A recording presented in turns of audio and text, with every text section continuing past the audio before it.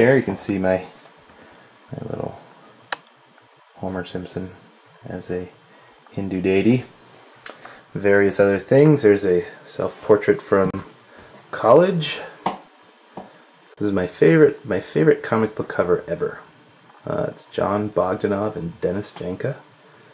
Superman, the Man of Steel. I can't even see the number from here. What's your number? 19.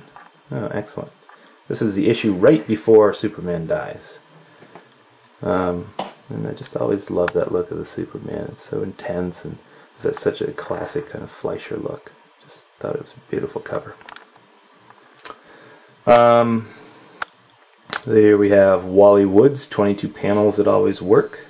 I am guessing I'm not the only cartoonist that has this hanging above his drawing board.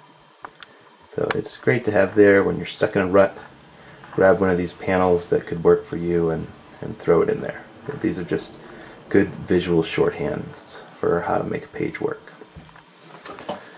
And a bunch of other reference stuff. This stuff gets mostly ignored because it's kind of behind my head when I'm actually looking at my computer screen. Here's my bookshelf. Essentially graphic novels and reference books. There you can see Curse of the Spawn. I pretend I don't really read that, but I do. There's Bone. There's Buddha and Phoenix by Tetsuka. Vagabond by Takashi Inoue. Oh, no, those are all the Why the Last Man. You know, just what everybody reads for their comics. In my reference stuff, there's McCloud making comics. What else do I like for reference? Here, I'll give a plug for this author. This book, Digital Character Painting Using Photoshop CS3 by Dan Siegmiller. This book really, it's not designed for comic book coloring, it's just for digital painting.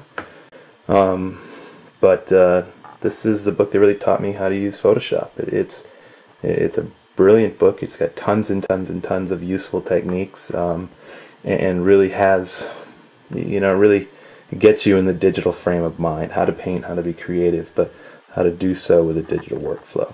So if you're having trouble with Photoshop, this really is my Bible. From reading that, I can usually look at other colorists and sort of piece together their method, figure out essentially what they're doing, whether they're using selection cuts, whether they're hand painting stuff, liquefying stuff. Like you start to see the little hallmarks of stuff like that. So what else? This is I don't know if probably everybody does this, but I thought it was a very clever idea when I came up with it. It's I use an old dresser drawer for all of my my finished artwork. I have a couple that I keep in sleeves, but most of the stuff I just finish it and slide it right in these drawers. It keeps them relatively protected, once the house burns down, and is right by my desk. It's quick and easy and plenty of storage space. Although, believe it or not, I'm actually running out of room in here, so I should probably put some of the older stuff into deep storage. There's a Scooby-Doo by my stepdaughter above my drawing desk. And, oh yes, this is Little Nemo by Jeremy Dale. Jeremy is a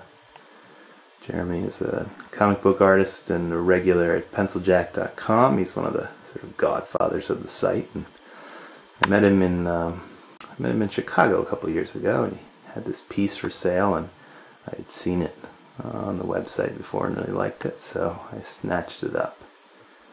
So as of now, that is the only piece of original artwork that I own. It is not mine, although I did request a Tetsuka original for my birthday. Thought I was going to get it until we discovered that those cost thousands of dollars. So that's it. This is my studio space. This is where stuff gets done.